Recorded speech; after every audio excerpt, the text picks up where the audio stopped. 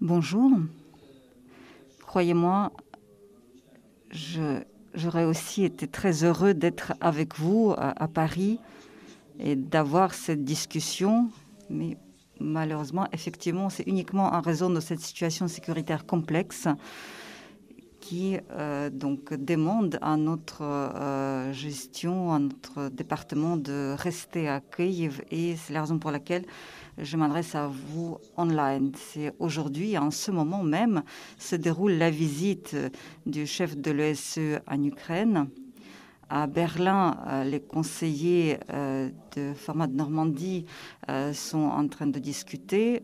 Nous avons également une discussion sur le sujet. Donc tout cela, ce sont des composantes de nos efforts diplomatiques. Je remercie IFRI, le Centre Nouvelle Europe.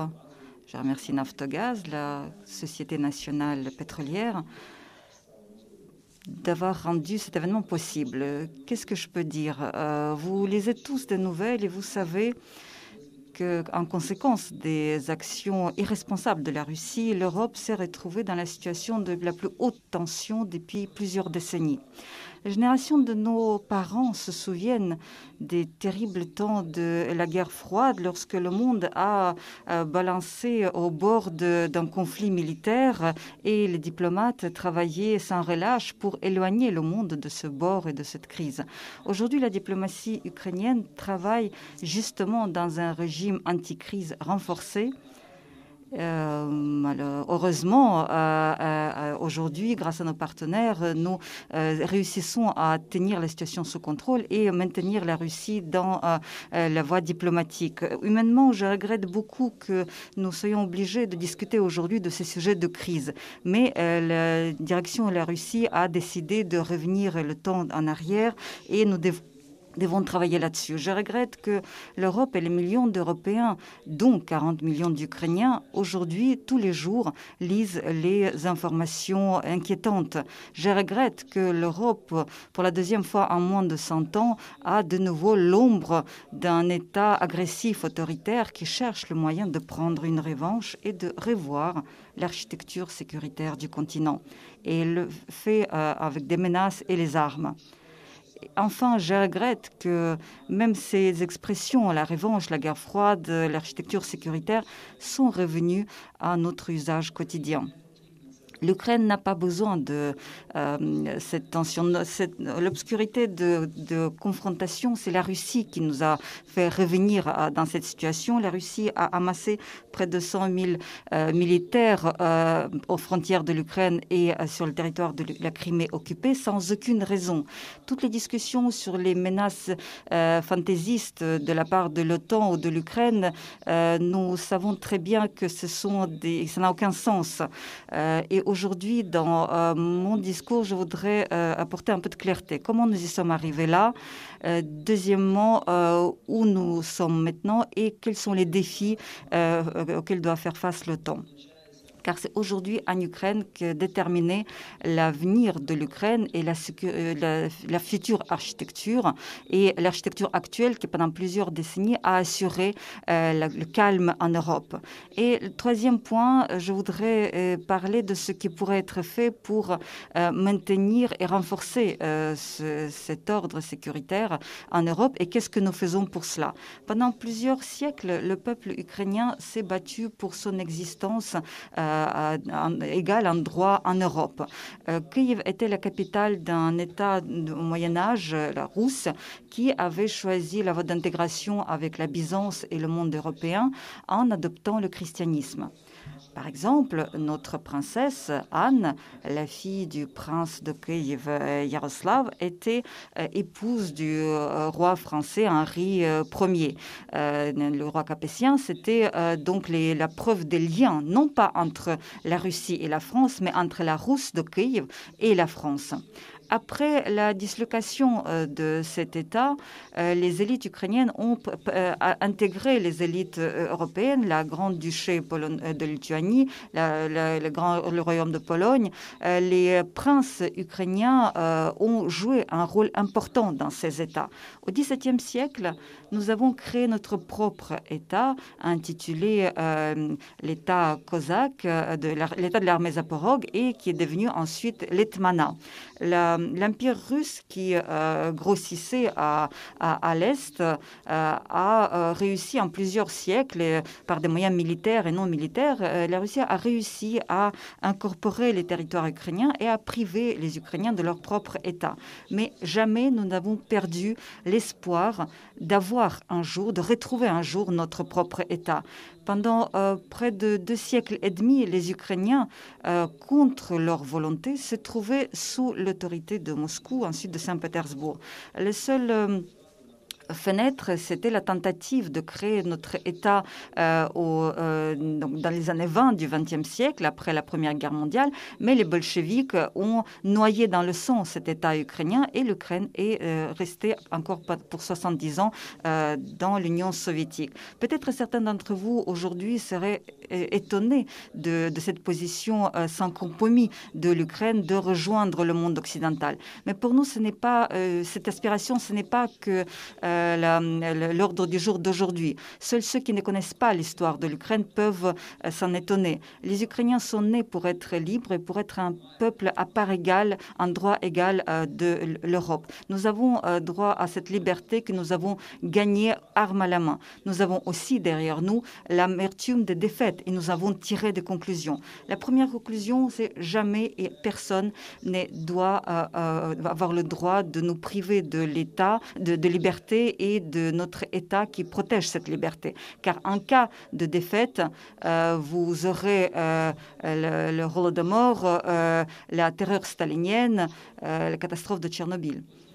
Deuxième conclusion.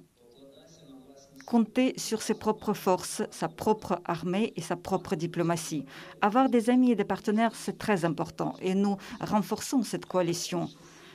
Mais seuls les forts peuvent se permettre de rejeter les ultimatums et les accords conclus dans leur dos. Conclusion numéro 3, être sous le contrôle de Moscou, c'est la voie d'étranglement de la liberté et de la destruction de la liberté. C'est la raison pour laquelle je rejette catégoriquement les propositions qui ne sont pas déjà entendues aujourd'hui, mais ces perspectives existent, qui veulent que l'Ukraine soit une zone tampon, un pont entre l'Orient et l'Occident. Nous ne sommes pas des intermédiaires, nous sommes une partie de l'Occident, nous sommes sa partie inaliénable. C'est l'histoire. Si l'Occident n'est pas prêt à nous intégrer entièrement, nous allons continuer à nous développer comme une partie de l'Occident, tant que l'Occident lui-même ne décidera de s'occuper de l'Ukraine. Sur fond de cette lutte historique de l'Ukraine pour la liberté et l'indépendance, pour le droit d'être un membre à part égale de la famille européenne, la situation actuelle n'est qu'un des épisodes tragiques, mais c'est un épisode. Et je vous assure que l'Ukraine traversera cet épisode avec dignité. Mais aujourd'hui, il ne s'agit pas que de notre passé et avenir ukrainien. Il s'agit du passé et de l'avenir de l'Europe tout entière et de la France en particulier. Durant les derniers mois, Poutine a amassé sans aucune raison réelle une force armée sans précédent et a plongé l'Europe dans une crise sécuritaire. Les ultimatums qui parviennent du Kremlin sous forme d'ultimatum ne prévoient tout simplement pas de bonnes solutions. L'exigence d'accepter ou de ne pas accepter un pays à l'OTAN, retirer les forces armées dans les pays de l'OTAN, ce ne sont pas acceptables. Ce ne sont pas des propositions de discussion, c'est un revolver armé posé sur la table. Et tout est clair avec la Russie, je ne comprends pas très bien pourquoi la France et dans d'autres pays du monde démocratique, il se trouve des aides volontaires, des analystes, des experts qui pensent que le refus de l'Ukraine d'intégrer l'OTAN serait capable de pacifier Poutine. Cette logique fausse est contredite par les faits historiques. Par exemple, en 2010, l'Ukraine avait renoncé à ses aspirations de l'OTAN en adoptant une loi. Au début de l'année 2014, après 4 ans de statut de neutralité et hors bloc, les chars russes ont traversé notre frontière en Crimée et dans le Donbass. Cette loi de neutralité hors bloc existait en 2014. Il n'était pas question d'entrer dans l'OTAN à l'époque. Le soutien dans les sociétés ukrainiennes ne dépassait pas 20%, mais les chars sont entrés. Les petits hommes verts sont entrés en Crimée.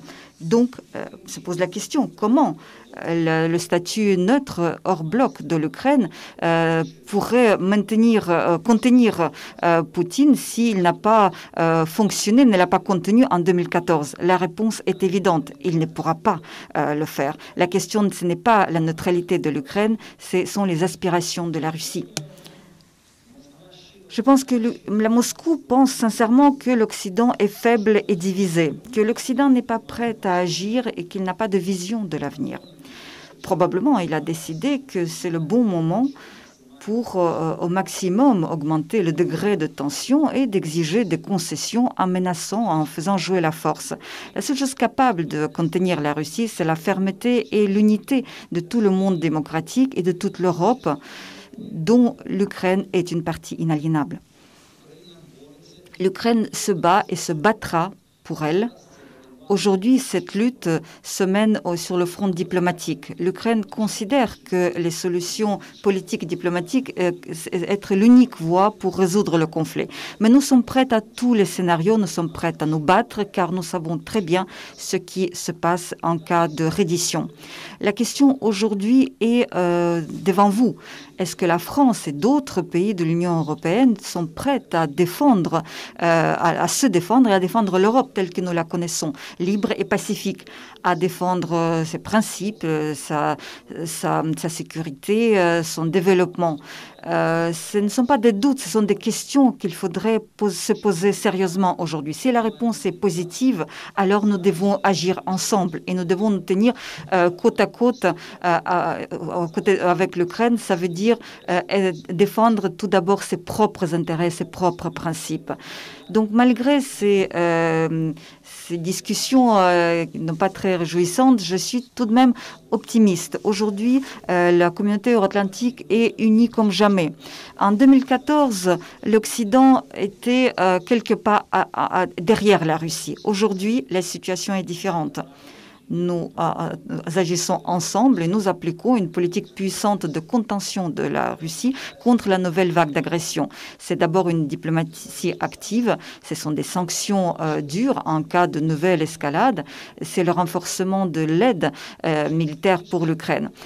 Plus forte est l'Ukraine aujourd'hui, plus bas sont les risques de l'escalade. Les tonnes des armes défensives qui arrivent aujourd'hui en Ukraine des pays amis, ce sont des tonnes d'arguments pour la paix et la sécurité. Ces armes, nous en avons besoin justement pour ne pas les utiliser.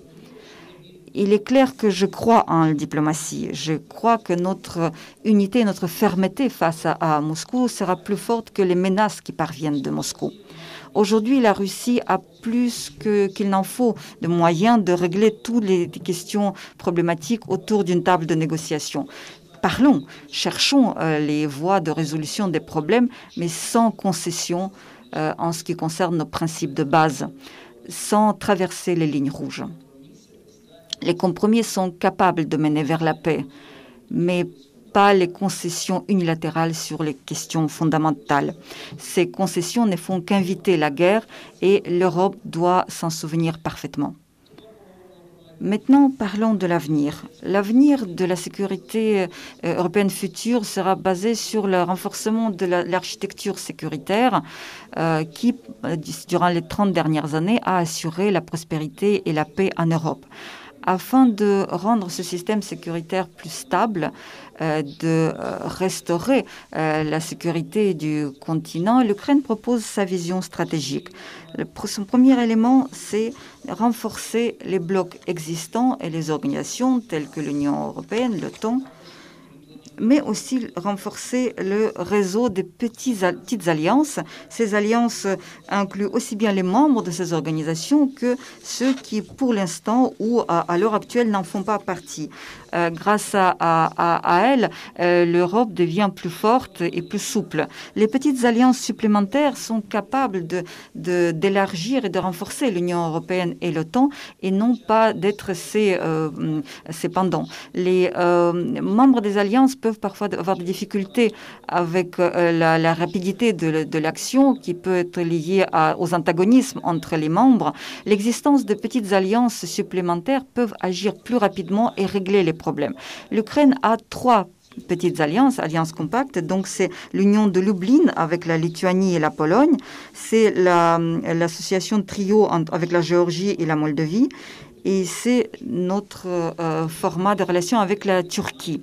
Ces alliances règlent les problèmes régionaux de manière rapide et efficace. L'Europe aussi a ses solutions, c'est le triangle de Weimar, le 5 de centre européen, le format de SLAG.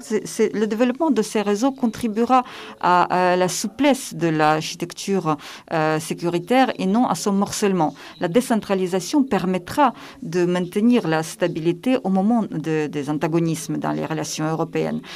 Par la suite, ce réseau de relations pourra s'intégrer dans une nouvelle architecture sécuritaire qui sera plus forte et plus souple. Ce sera un développement, une évolution pacifique et non pas un reformatage par les ultimatums et les développements comme cela a pu avoir lieu par le passé ou comme ce que la Russie essaie de faire aujourd'hui.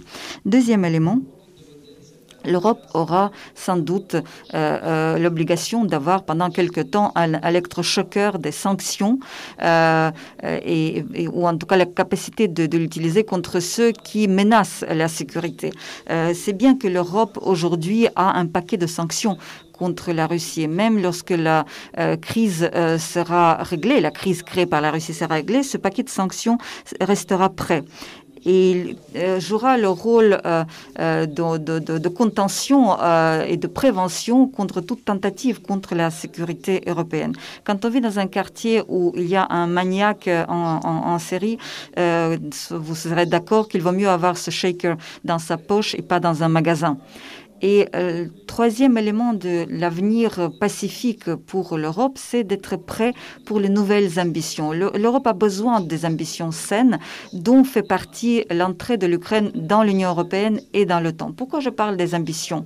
Parce que pour devenir un joueur global, il faut faire partie, il faut jouer dans le grand jeu global et faire croître ses muscles militaires et sécuritaires. C'est comme dans le foot. On ne peut pas gagner si on tient que la défense. Il faut contre-attaquer. Bien évidemment, il ne s'agit que de contre-attaques diplomatiques. L'Ukraine est justement ce potentiel de l'Europe capable de la faire sortir vers un nouveau niveau d'influence au niveau mondial. Il faut se débarrasser des craintes imaginaires que provoque l'élargissement, l'indécision et regarder l'avenir avec des yeux courageux. Il faut regarder l'Ukraine à travers le prisme de vos relations avec l'Ukraine et non à travers le prisme de vos relations avec la Russie. Le regard brumeux que certains pays membres de l'Union européenne considéraient l'avenir de l'Ukraine, ce regard n'est plus constructif. Nous vous invitons à regarder l'avenir avec nous et nous aurons une vision plus claire de ce qu'il faut faire pour surmonter les crises. Je vous remercie de votre attention et je suis prête à répondre à quelques questions. Monsieur le ministre,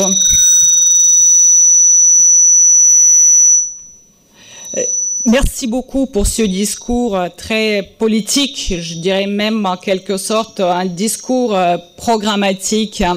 Et je vais éviter de poser moi-même des questions. J'ai pu profiter de cette occasion quand on s'est vu à Kiev et aussi lors de la visio le 25 novembre. Je vais proposer aux personnes de la salle de prendre si on a le temps, 3 questions. Nous avons, Monsieur le Ministre, vous confirmez, un petit quart d'heure pour les questions et les réponses. Merci beaucoup. Je vois la première gagnante, Isabelle Lasserre, Le Figaro. Je vais vous demander de vous présenter. Je connais probablement pas tout le monde.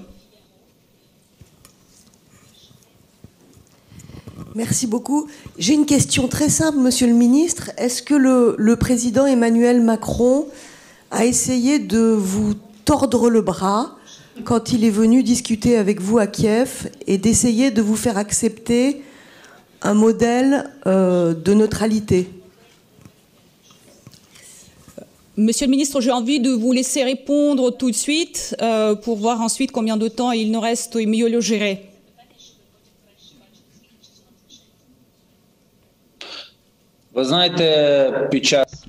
Vous savez, pendant la visite du président à Kiev, j'ai eu aussi l'occasion d'échanger quelques mots avec lui.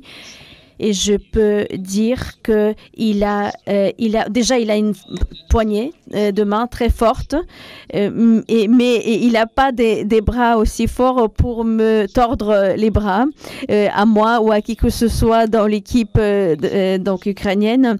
Et je pense que je peux vous affirmer qu'il n'y a pas eu même de tentative de tordre les bras.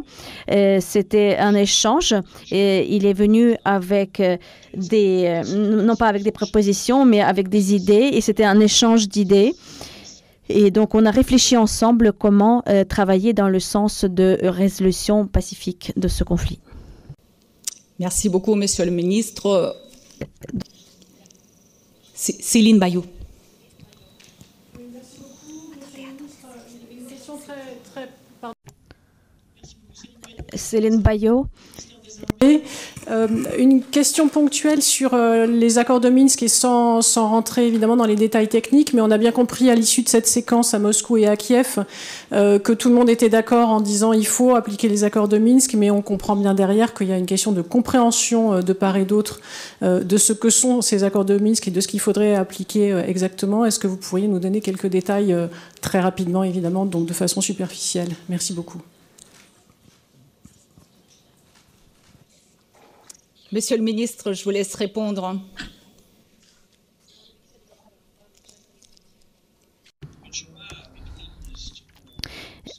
Il y a la différence clé dans la perception, dans l'interprétation des accords de Minsk, c'est que la Russie exige que l'Ukraine cherche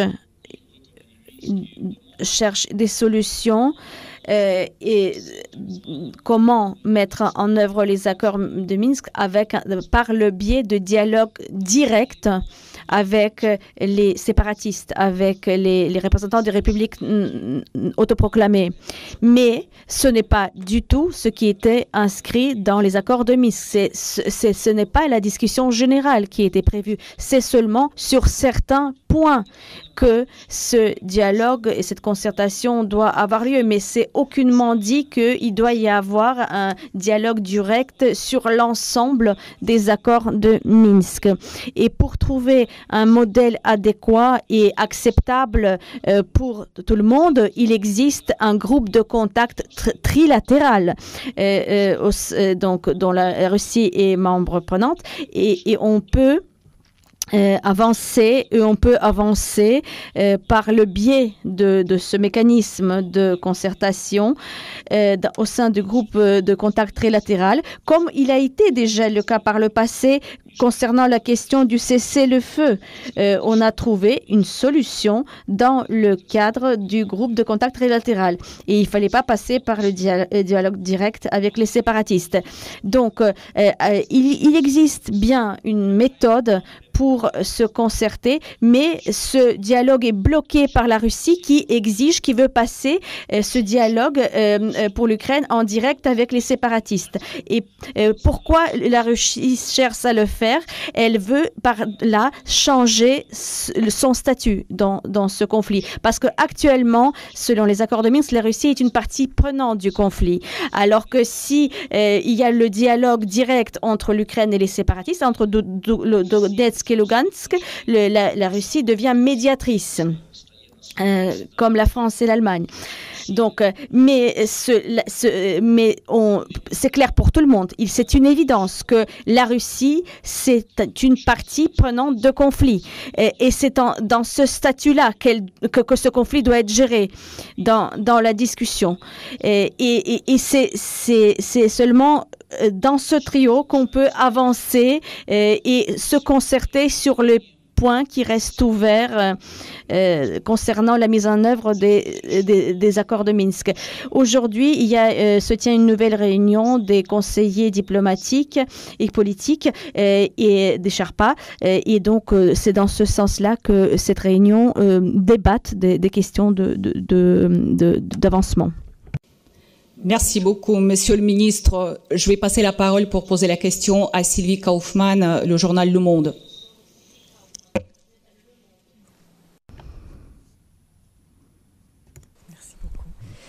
Oui, bonjour Monsieur le Ministre et merci d'être avec nous. Le Pentagone a dit que la Russie renforçait son dispositif militaire en ce moment à la frontière de l'Ukraine. Est-ce que ça correspond aux informations que vous avez? Et combien de temps l'Ukraine peut vivre avec cette pression? Ça fait déjà, vous allez me dire que c'est depuis 2014 et que ce dispositif est là aussi depuis le mois d'avril. Est-ce que vous voyez l'Ukraine fonctionner durablement comme ça, avec des dizaines de milliers de troupes à votre frontière? Monsieur le Ministre, je vous laisse répondre. Oui, je vous confirme que le nombre des troupes russes et du matériel s'accumule tout au long de la frontière et aussi leur présence est également accrue sur les territoires occupés dans le Donbass et en Crimée. Nous comprenons très bien que à tout moment, ce dispositif permet à la Russie d'augmenter la logistique, de doubler la logistique. Là, actuellement, nous constatons cette accumulation avec un rythme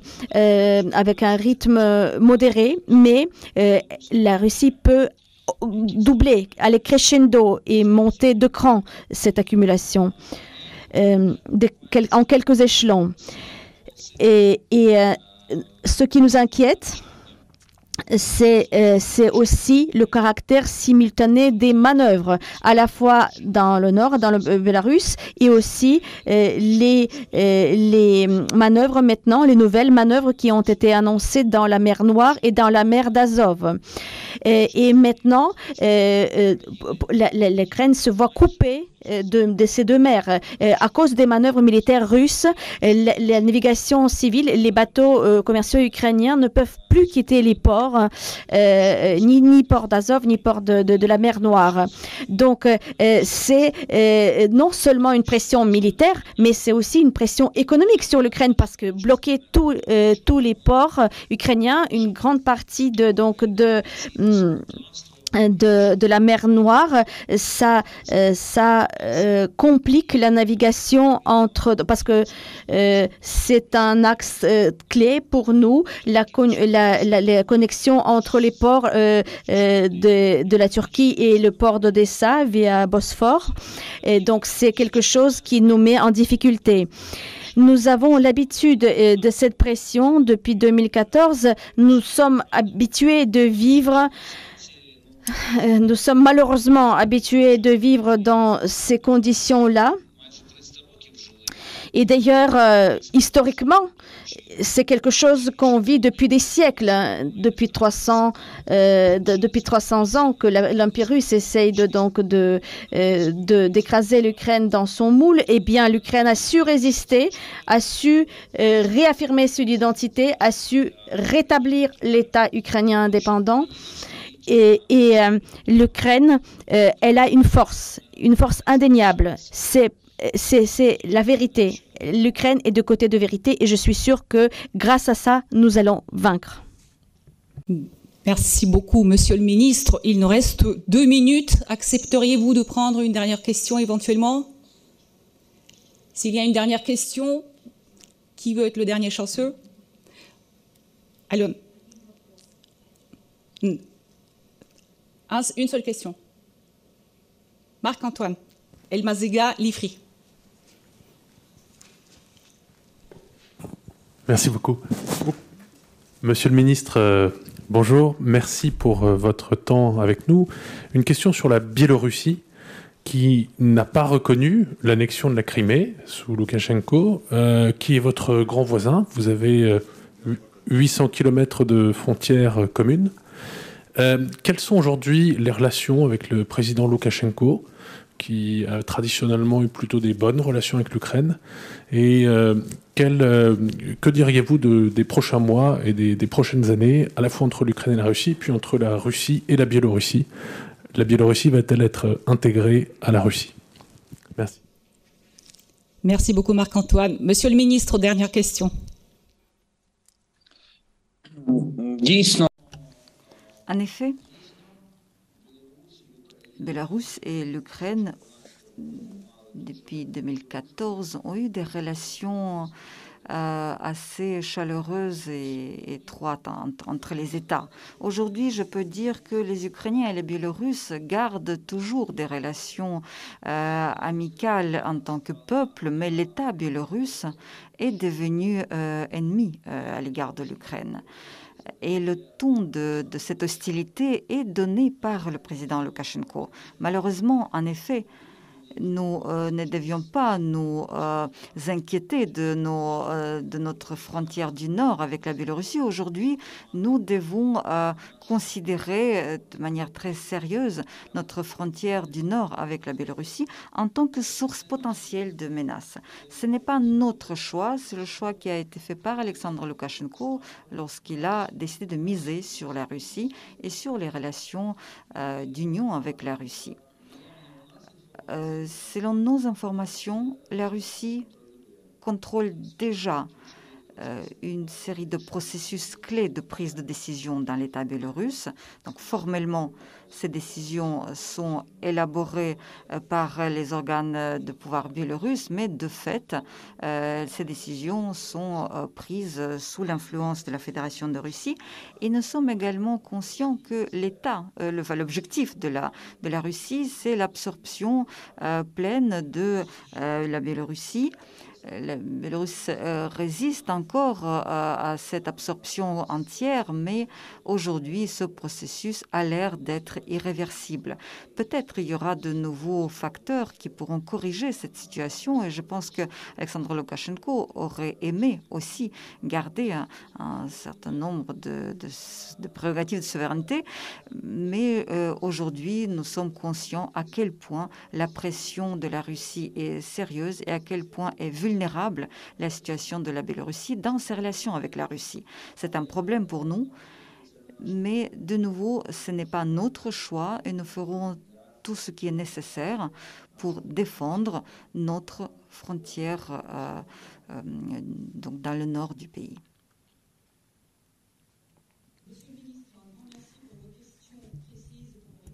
Précise, franche et très détaillée. Merci d'avoir pris le temps d'être avec nous et je ne